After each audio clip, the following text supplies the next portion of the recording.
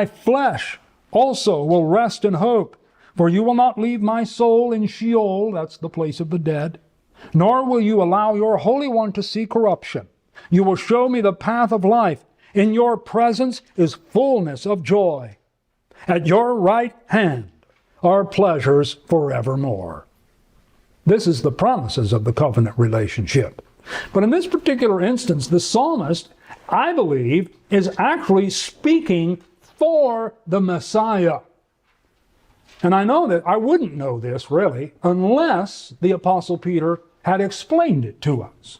If you look over in Acts the 2nd chapter, way over there on that first occasion when the gospel was declared in its fullness after the death, burial, and resurrection of Jesus Christ, in Acts chapter 2 and verse 25, he says, "For David says concerning him." Peter is announcing that David in this psalm, starting in verse 8, is really speaking about the Christ.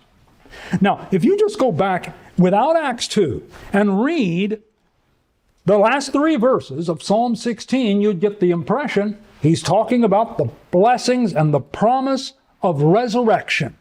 And he sure is. The psalmist is declaring that there will be a resurrection. But that resurrection's not going to happen for the psalmist, nor for anyone else, without the resurrection of the Messiah first.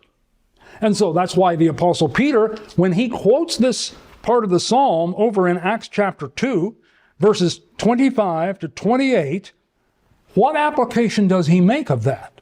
Well, in verse 29, he says, "Men and brethren, let me freely speak to you of the patriarch David, that he is both dead and buried." He's still in the tomb. From where they stood that day when the Apostle Peter preached, some commentators have speculated that they could look out east of the city of Jerusalem and down across the Kidron Valley to the hillside on the other side, which was the tombs of the kings. And over there on the hillside would have been the tomb of David. And he's saying, David's still there. David still rests in that place. But he says, the psalm that David wrote referred to the Christ. Therefore, being a prophet, and knowing that God had sworn with an oath to him that of the fruit of his body, according to the flesh, he would raise up Christ to sit on his throne, he, foreseeing this, spoke in Psalm 16, verses 8 through 11, he, foreseeing this, spoke of the resurrection of Christ,